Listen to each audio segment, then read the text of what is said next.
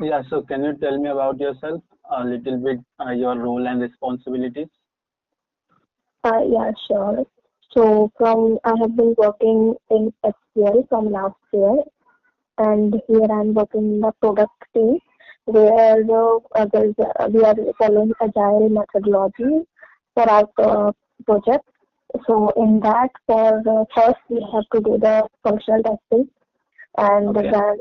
that we used to do manually, and then for the regulation part of that product, we used to create a script and on Selenium as well as on Catalan, and then we use that to test in our regression testing. And before that, I was in UK for last 3.5 years. There for starting 1.5 years, I was working for as in manual testing, and then I Okay. was moved to automation. I was in support team, and there we have used there like it was like not it's agile methodology, but there is a release based on a monthly cycle, and on that we used to get a JIRA, and there is some small issue in the website. Then developer used to fix that, and we have to test that manually. And then before the release of the monthly cycle, we used to create a test script for our regression testing, and then we used to test our website at the last of the month. Okay, so can you just clear me like how much experience you have in automation and in the manual testing? In manual testing, I have a 4+ years of experience, and in Okay. automation, I'll say it's around up to 3 years of testing in automation. Okay, so the overall experience you have in testing and other sites, the overall Overall, experience you have? 4 years and 3 months. Okay, okay. So I mean you are working parallelly on both the side, like manual testing as well as the Yes. automation. Okay. So I can see that in your resume you have mentioned you know both the things like Selenium and Catalan, right? Yes. So, so are you using both at the same time, or what exactly in this scenario is? No, no. Our project is divided into two parts. Like 50% of the part script is created in the Selenium, and Okay, 50% of that part is the script is created in the Catalan. Because in that other 50% part, we might have a chatbot type of feature. So we have to use record and play for that. okay. So for So that how part, so how do you merge and integrate both the codes like the Selenium and the Catalan? no, we don't merge the code of both Selenium and Catalan, but Okay, regression testing, we used to run the Selenium code separately and the Catalan code separately, because Catalan part consists of the chatbot of the product, and Selenium part consists of the website of the product. okay, got it. Okay, so some basic question I will ask you first, okay, some scenario Okay, based, and then we will move to some like the API testing or the Selenium or the Java questions, okay? okay, okay. Yeah. So, can you tell me, suppose you are working in one of the organization and you are the tester over there, okay, and that you come across one bug, okay, and you are not sure about like it is a front end or back end. So, how you gonna decide this thing like it is a front end or back end? Like what are the steps you will going to take and decide what exactly the bug is? Okay, so for that particular bug that I have found, first I will report it in my bug sheet, Okay. and In the apart bug sheet, from means what? Do you have any bug tracking tool, or you have manually you need to mention in the Excel sheet? Or no, first manually there is a SharePoint sheet where okay, we used to add that, and then we used to add had all the bugs in the CSS Okay. at the end of the day. So once I found the bug, I'll just notify in the sheet, and then I'll connect with the respective developer who has worked on that particular area of the website. Suppose, okay, so suppose we have a two developers. One is the front end engineer and one is the back end engineer. Okay. All right. Yeah, Right. and then you have found the bug, you have reported or mentioned in the sheet, okay. But I mean, after that, what is the exact step? Because you don't know it is a front end or back end. So how are you gonna approach the front end engineer or back end engineer? So, like once I reported in the sheet, I'll just connect with the developer and put like a small call of 15 to 30 minutes. But which developer you will go? I mean, the front end or the back end? I will involve both of them. Okay. Because I'm not sure, so I will involve both of them. And but what is your finding then? As a tester, I have encountered that bug, and I know that it should work like this. My result, whatever is decided, it is not giving the expected result. I have tried other scenarios that might give me the expected result, but it is not working. So I will ask them for. I will ask for help from them. That is the thing that we have to do at the end. But as a tester and as a automation tester, you have to find something. I mean, from your end, you should have something in your hand as well before going to the developers. Otherwise, any manual tester can do this thing, right? Just trying to do the test, and then if he or she finds any bug, then they will involve both the developers and talk to each other like, if this is the bug I have found, you have to resolve.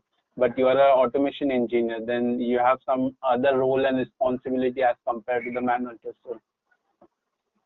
So for that, we will be having the reports of once we have executed the script. So in our report, we will get the bug where the scenario is failing, like what I'm trying to say, you are just some feature is developed by the developer, okay, either the front end or the back end or the both, right?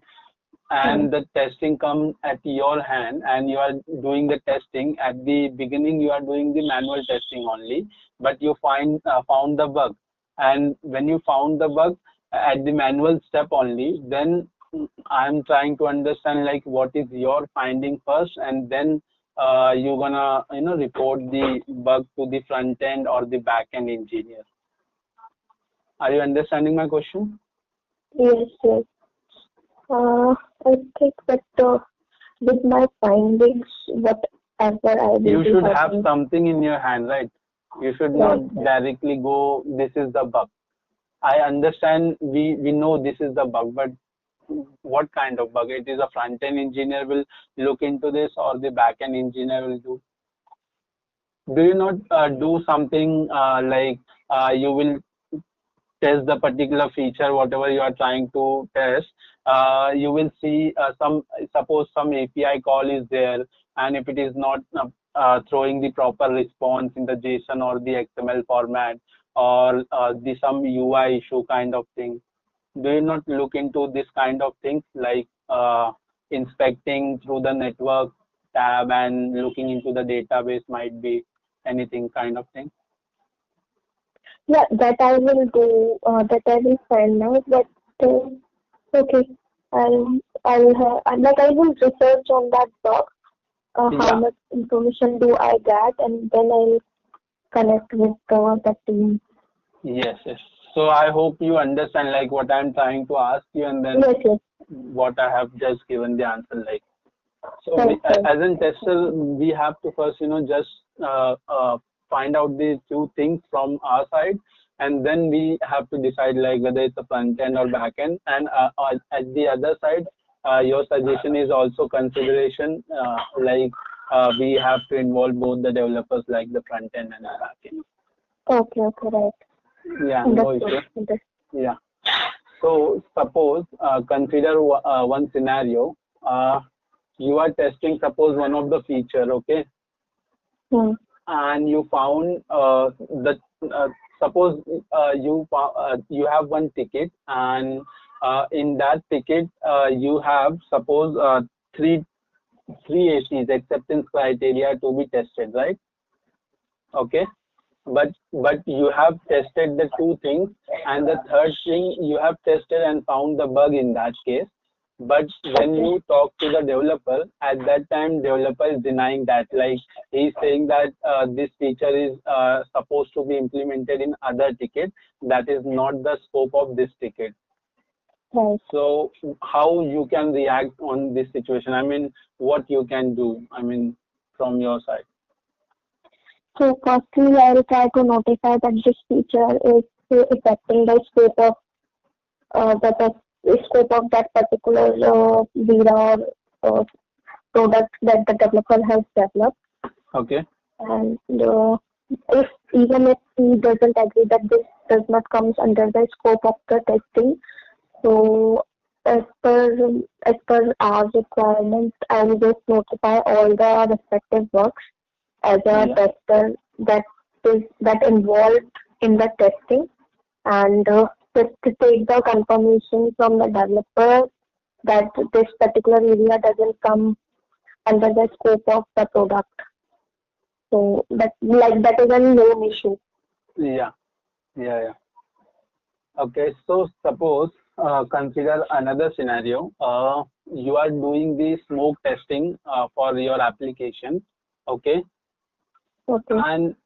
And for tomorrow, if there is something, more number of test cases, more number of features are get added in that particular feature, okay, in the application. So how do you I mean, go with the approach for the smoke testing? What kind of things you gonna add for the newly implemented feature in the particular application? Can you repeat the question? I just got missed in between.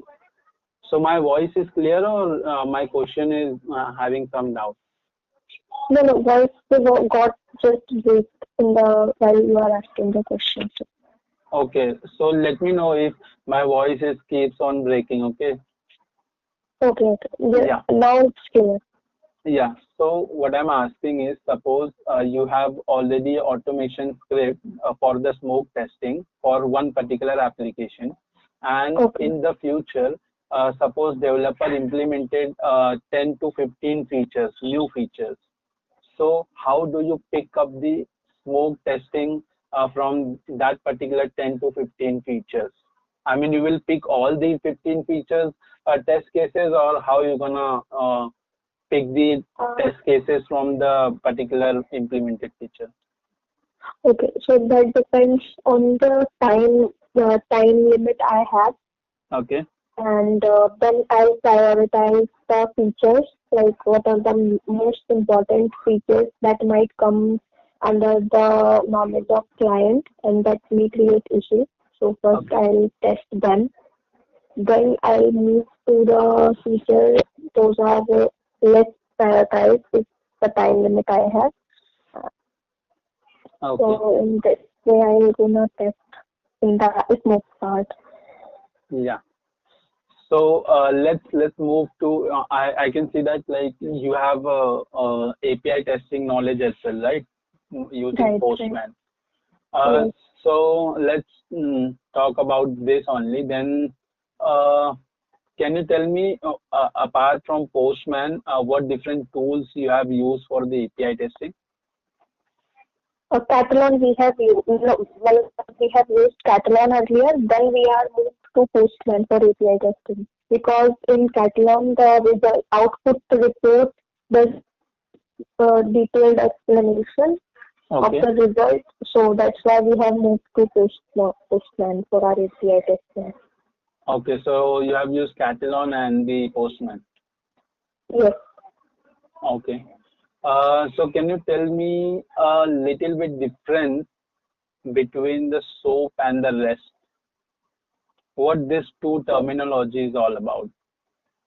I don't have detailed knowledge about SOAP and the rest Okay. because I have only used I have only used Postman to test the APIs which were given to me. So I So don't what have kind of detailed. API is it? I mean, the rest of the SOAP. Do you have knowledge? Mostly they are REST APIs, but in Sorry. detail I don't. Mostly they are REST APIs that I used for testing, but I'm not sure. I haven't asked this question to the developers whether it's an REST API or And SOAP API. how do you identify it is a REST API only? I mean, is there any way? There is a way that I have no knowledge regarding that. Okay, so no issue, but if you are mentioning like you have knowledge in API Right, testing, right, then right. yeah, you should at least basics of SOAP and REST you should know. So Okay, okay, let me answer one or two line answer only and not the detailed one. Uh, but okay, but in the SOAP, what happened exactly? We usually deals with the XML. Okay, the request and the response we got. We basically deal with the XML only, and in the rest, what we do, we have both the options. Like we can do the request response in JSON as well as in the XML format. So that is the okay, basic and layman we can say that the difference. And apart from that, there are multiple differences. Like in the SOAP services, it is a stateful protocol. We can say that. Like it manages the state of the one request to another request. But okay, and it is a kind of dependent. We can say that the APIs are. But in the REST API, what happens? It is a stateless, so it works basically independently. Like one API request is fully independent to other request APIs that we have. Okay. okay, okay, So counter of this question, do you heard about the like SOAP UI has SOAP UI not sorry SOAP UI SOAP services has more security as compared to the REST API. no, Do I you haven't. okay?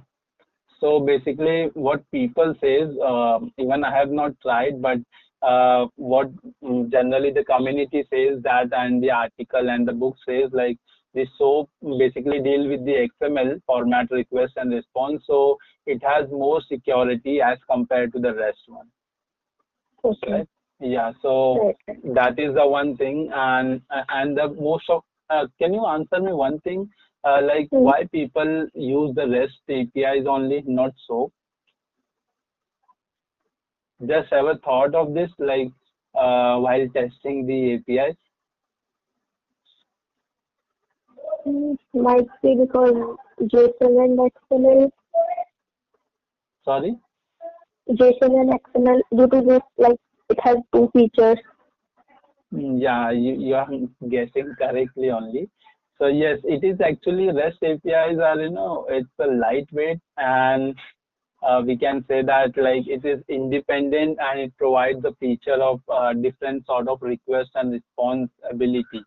So that's why most of the people, moving towards the REST. Before earlier, it is used to be, SOAP only. Okay. Yeah. So let's move to the next question. Uh, have you heard the redirection in the API or in Okay. general, like the redirection? What does it mean by the redirection? No.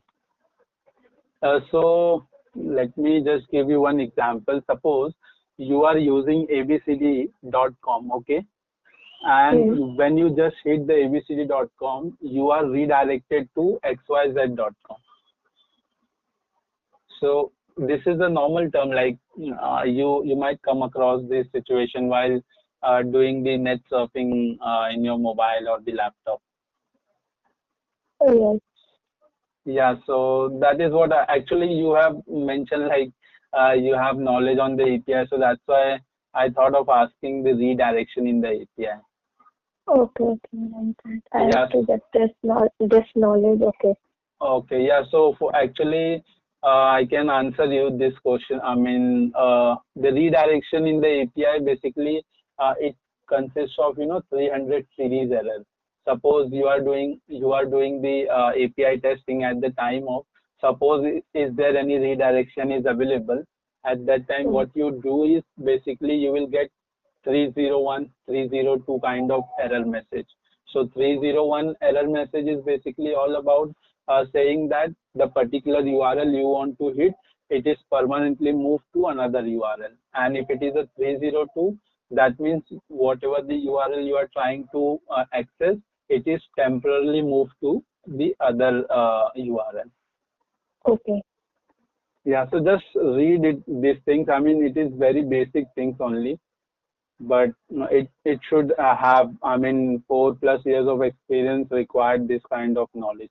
Okay, no issue. Okay. Yeah. So you are using Postman, right? So Mm. in the Postman, you have used token ID as well. No, token ID we haven't used. We have used authentication. So you need to pass username and password. Yes. So how do you manage this username and password? Because every time when you hit request like get request or post request, so Yeah. every time you supposed to type username and password, or how you manage? No. For that we have created global variables, Okay. and that we use. There we provide the user ID and password, and that variable name we provide in the user ID and password section. Okay, yeah. Actually, I just want to listen this answer only, like the global variable preference. Yeah. Okay. So, do you manage what kind of environment in your company uses? Like we have QA, staging, and other environment. So, in your company, what kind of environment is there? So it's like the Postman testing, or as a normal what kind of stages? In Postman, how many environments you have used, and suppose you have to switch between one environment to other environment, then how you are going to do that? So first is like for my project, I'm in product team, so only the QA and the QA team is using this for the integration testing. Okay. And then in regression testing also, but other than QA, no one uses this field because the product is, but we used to test it as a website. Okay. No issue. So you are leading the team, right? No, I like that in product there are two members. Okay. One has been working in this like around for 5 years, and I have joined that. So we are two people who are managing the testing of that. Okay. You have mentioned in your resume like QA testing lead. So that's why I thought of asking you like how you are leading the team. I mean, just curious to know that. Yeah, it's like there are only two people, both are equal. No one is like only like fixed they are used to work. So Okay. we both are answerable for that product. Okay, no problem. Okay, so I think I have done with the API testing questions. Okay. Okay. No issue. You just have to improve a little bit. No issue. It happens. And let's move to Java question. Okay. Okay. Suppose consider I am creating an object of interface. Okay, and passing the reference to class. So will this work, or it is a wrong direction? We can say that I am creating an object of interface and passing the reference of that object to the class. Sorry, your voice is getting break. Okay. Now it is okay? Yes, now it's fine. Okay. Please inform me if anytime it happens, because I think there is an issue. Okay. Okay. So consider I am creating one object uh, for the interface and passing that object reference to the class. So it is the right way or not? It is the right way because we can create the object of the interface and that we can pass on it in a class. Are you sure we can create the object of interface? Yes, we can create the object of an interface. So then what is the difference between the class and the interface? If we create the object of interface as well, because we can create the object of class.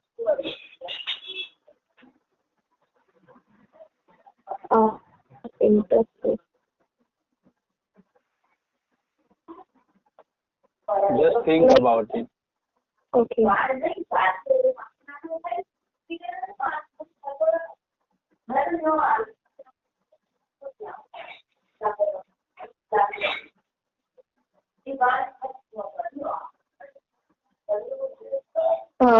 Sorry. Yeah, I just got like we cannot create the object of an interface, but we can create class where we implement the method of that interface.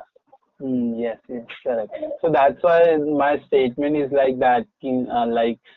Suppose I'm creating the object of one of the interface and passing the reference to the class, just to check, how exactly the in front of person trying to answer the question or not.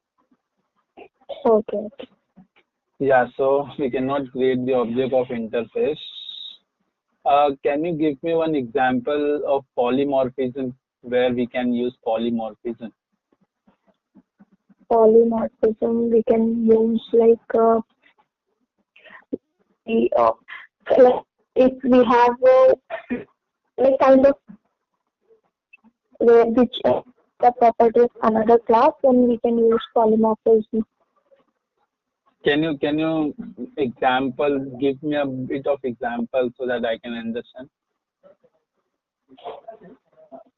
Like we are creating the method of a class, and there we are giving parameters. Okay. And we can use different type of parameters for the same type of class. See, I understand you have a knowledge, but you are not explaining in a correct manner. So I just ask you like example of polymorphism. So you can say that like you have used method overloading and overriding. These are the part of compile time and runtime polymorphism. Okay. Yeah, that's what I'm expecting like. But what you are trying to say is also the correct manner only, like we have method and the parameters. Okay. No issue. Okay, so do you have any idea of what exactly the wrapper classes is? Wrapper class, yes, I have. Give me a time. Yeah, sure.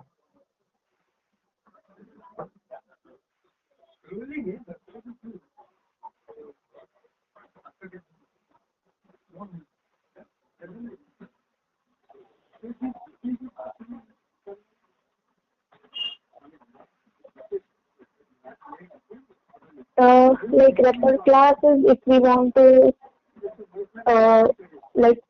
pass different type of data types in the method value, we can use the wrapper class. So can you name 4 wrapper classes?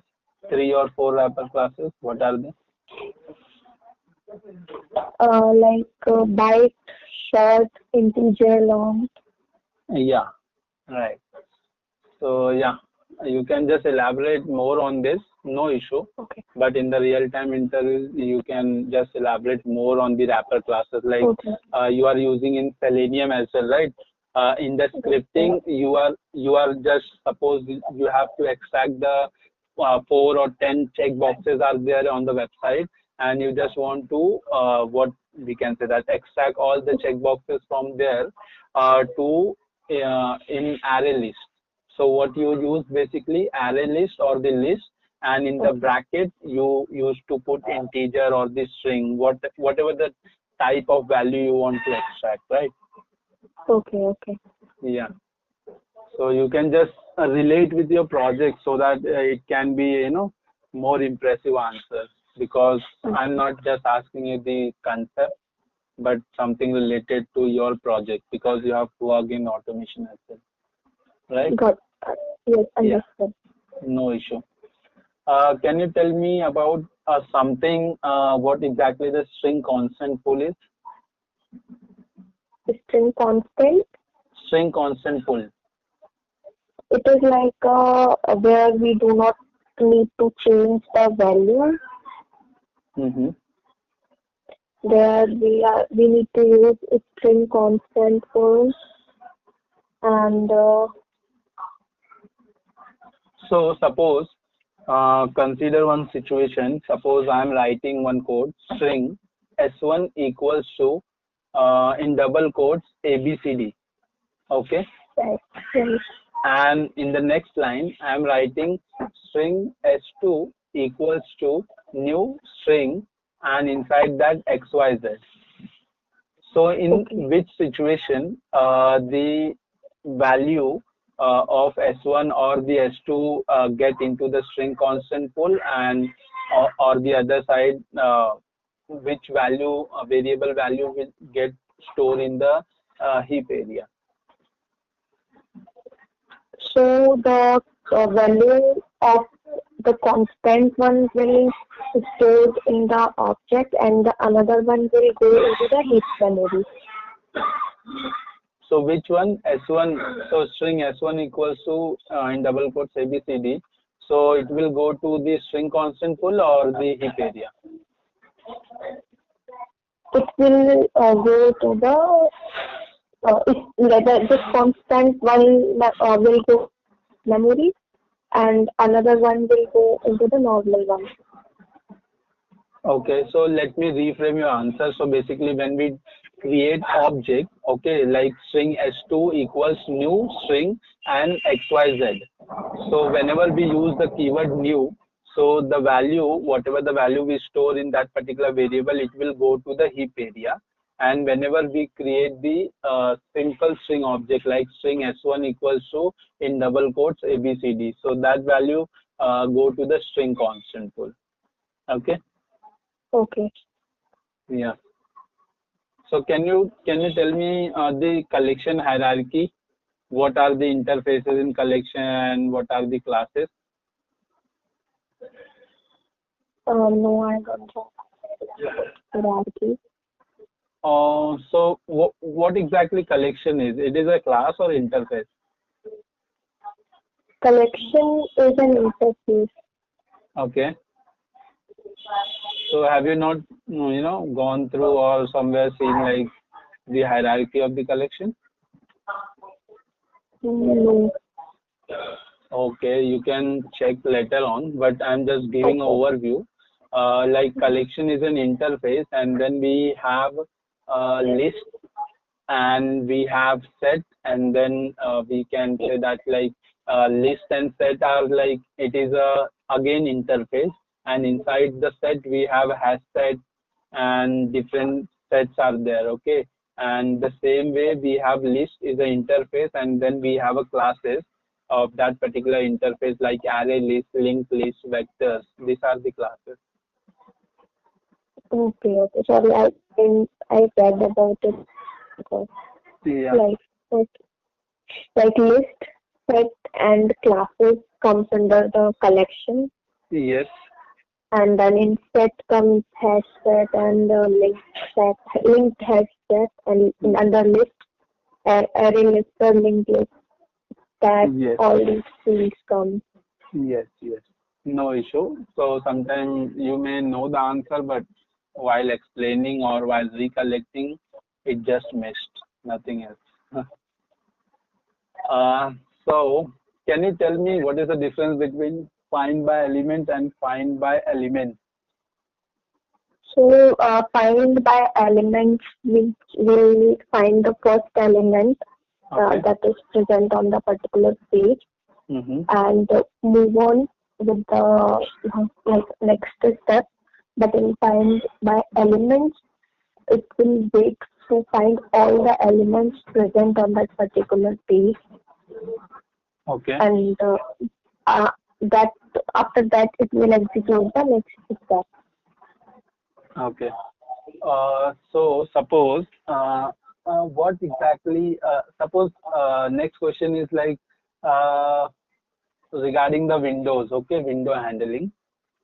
Okay. So suppose I just want one window handle. So how we can write the code like the driver dot find by element. So that code, can you tell me?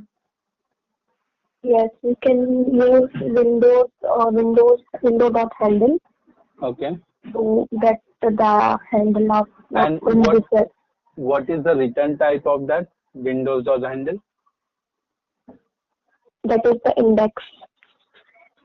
No, it will return string or a list of string. It will return a string. Okay. And what about the window handles which contain s in the last? It will return the handle of all the windows present there, Okay. So, like see, multiple windows. yeah, no issue. I understand. See, what I'm trying to, ask you is what kind of value it will return. I mean, the return type. So it will definitely return multiple windows, but I'm just curious to know the answer. Like it will return the list of, the list of window handles. Okay.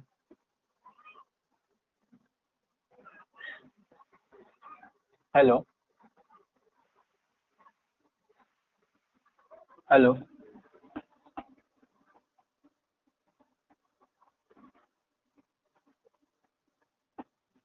Hello.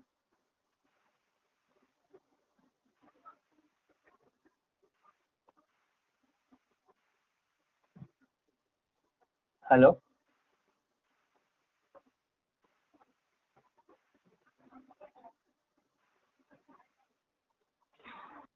Hello. Hello. Yeah, your voice is actually gone. So Okay. now it is okay. Yeah, now it's fine. Okay.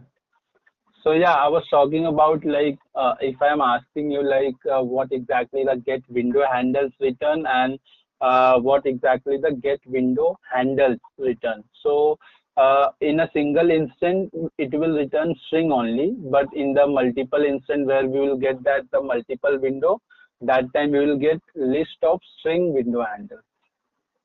Okay. Okay, so that's the answer only I'm trying to understand from you. Nothing hard and so thing. Okay. So you have worked on also a TestNG framework, right? Yes. Can you tell me something about the TestNG framework, like what exactly it is and what are the things it contains in the TestNG?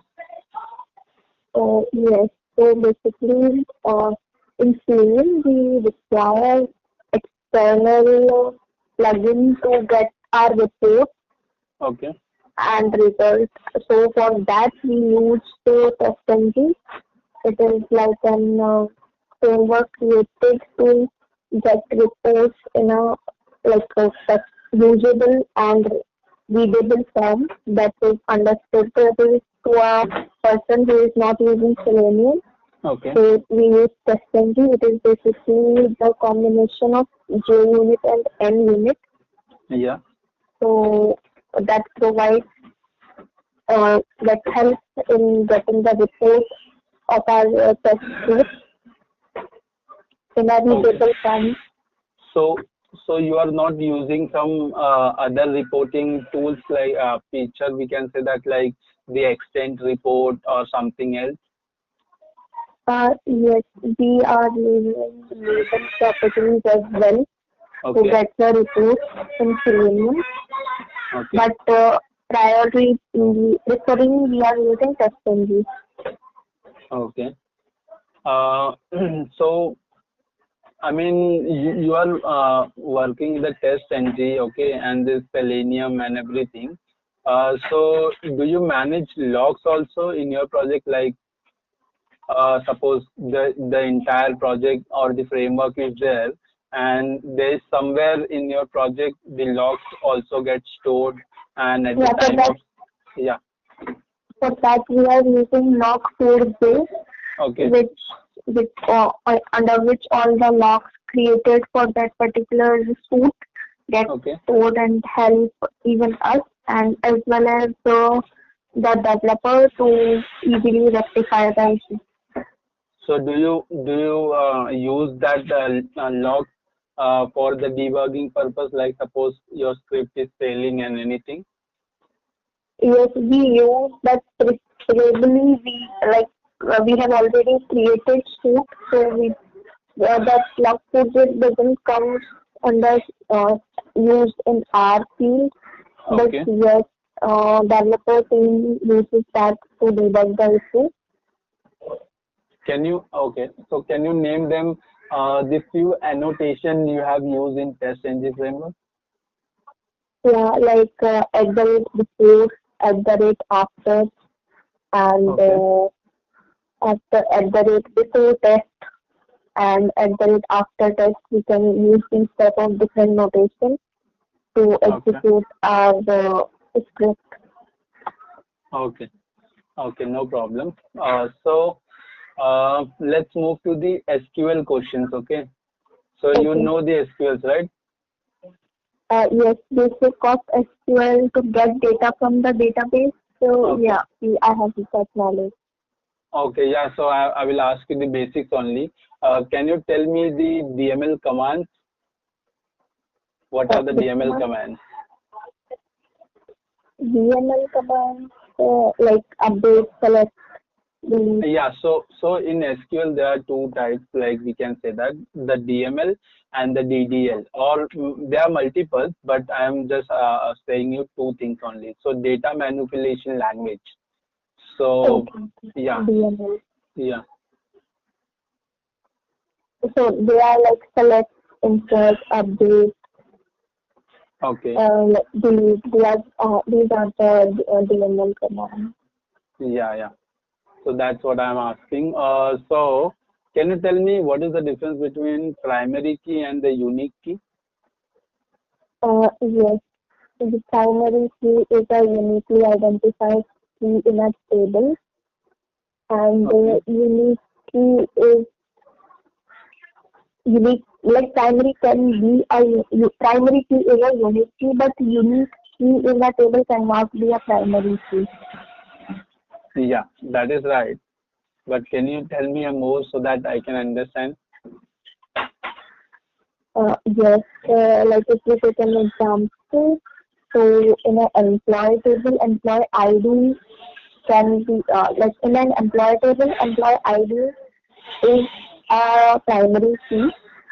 But if we take that employee ID and employee code in Okay. a salary table, then at that time employee code will be the primary key, but employee key will be the unique key. Okay. Uh, so I just want to add few things as well. So suppose in the primary key, what happen is you are defining your data like the uniqueness in your row wise. Suppose there is Right. 10 rows and you have to uniquely identify every row. So that time you will use the primary key for that purpose. Okay. Okay. And for the unique key, you basically work with the sets of columns. So if you have to, identify the each record in the database, so that time you will go for the, we can say that the unique key. So it will distinguish or the differentiate the number of columns you have. And for the number of rows, if you have to differentiate or distinguish, then that time you will go for the primary key. Okay. Yeah. So I know, like for fetching the records, you probably use the join as well, right? Yes. Not the complex one, but the basic things I assume that you know, right? Again, there is a disturbance in right. Okay. Hello. Now it's fine. Yeah. So I assume that you have used the different kinds of join in your project, right? Right. So can you tell me what is the inner join? Okay, so inner join is like it basically joins the two table on the basis of the common column in both the tables. Column or rows? Columns. Are you sure? Yes. You are partially right, because what exactly inner join does it will return the number of rows where we have at least one match of that particular rows between the two tables. Okay. Yeah, so that is the inner join. And can you tell me the full outer join? Full outer join will return all the records when there is or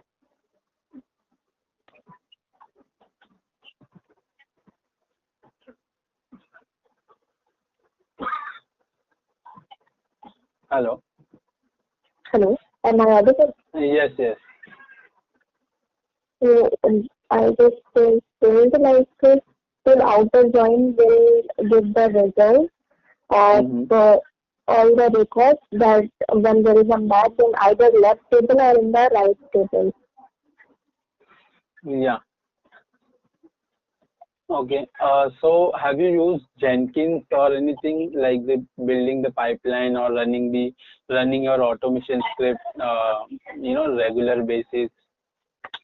No. Okay. So let's consider. So you are using Agile methodology, right? Right. So I assume that you have a Scrum Master in your project, right? Yes. So how do you estimate your task while the sprint planning? I mean, suppose I am a Scrum Master and in the backlog there are 10 tickets are available for the QA, and one of the QA member is on leave, okay? And you are the only QA member, and 10 tasks are there, and all the estimation is required. So that time, how you gonna define first of all the estimation, the user point for the particular ticket? Okay. So as per the like task, we will decide the. Hello. Hello. Hello. Yeah. Am I audible? Hello. Yeah, I can hear you.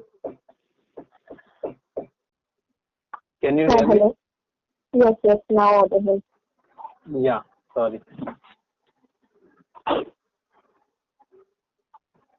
Yeah, so can you tell me what I was asked you just now? Yeah. So it's like firstly we will decide that which task is the priority, and after that we'll decide how much time taken that the task is. Okay. So as per the priority and its time limits, we'll prioritize them and assign the Yeah, so suppose I believe you come across the situation at the time of Scrum Master, asking for the user story point. That time, he or she will ask the developer as well as the QA, right? Right. Yeah, so that time, suppose the developer is saying this particular user story needs to be 5 points, and as in QA, you are agree with like it should have only 3 points. So how you deal with this situation? Like you are telling that this user story should be 3 points, and the developer saying it should be 5 points. Okay, so in that case, what will provide, like we try to say that including the 5 points, it will increase the testing score, and apart from the testing scope, it is also increase the chances of bugs like that might not be come across. Okay. So if that will be divided into other two parts, so that will be easy, and we can focus on the depth of the testing for both different stories. But anyways, you are getting the advantage of the user story point, right? Because developer is saying 5 and you are saying 3, so you are getting 2 points extra only, right? But you have to do less effort only. But still the scope of testing will increase, no? Yes, right. That might affect the product and also the like uh, what you say quality of testing.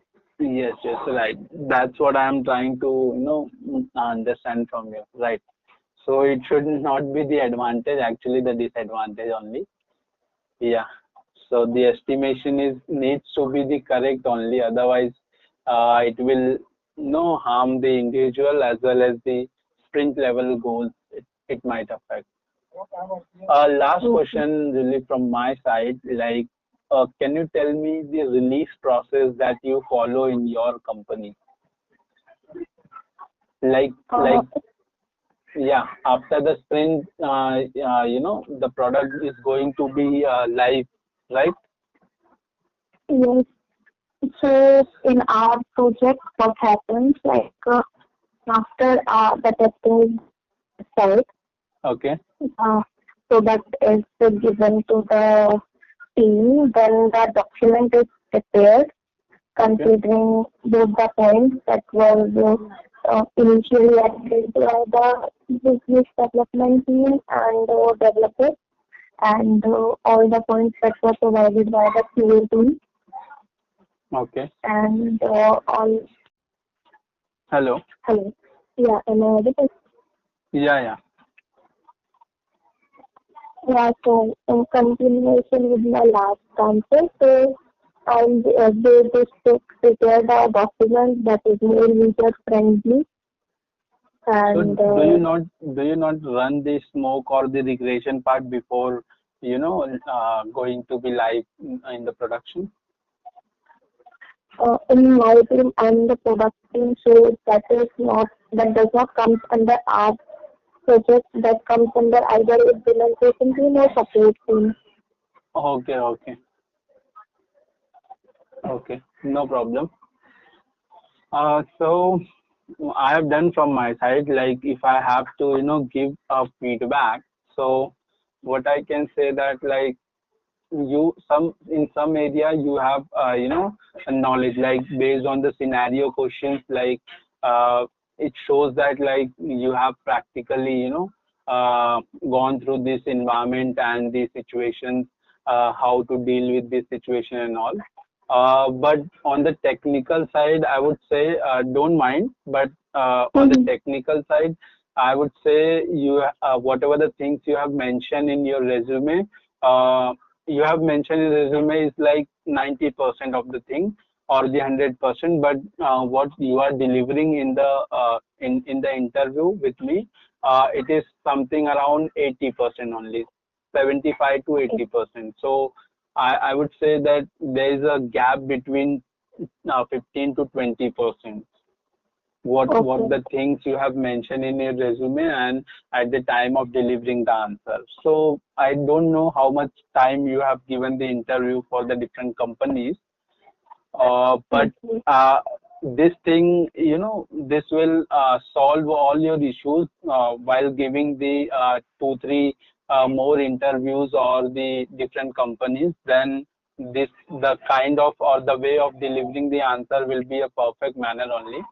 And you have to little brush up on the knowledge, like on the API testing as well, because few things you Mm. did not know only. I mean the basic things. So that is the Okay. one thing I would say. Just if you read only now, then also you will get to know that like yeah, this is what the in front of the person is asking you.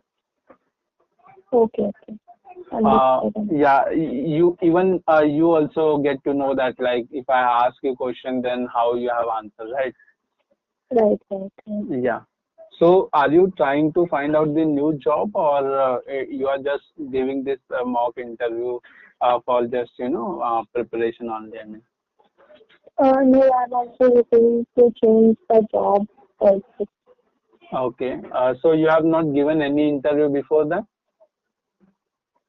No, I just joined last year at SDET and now I have started applying. So hopefully I'll get a call from somewhere for interview. So right now I'm practicing.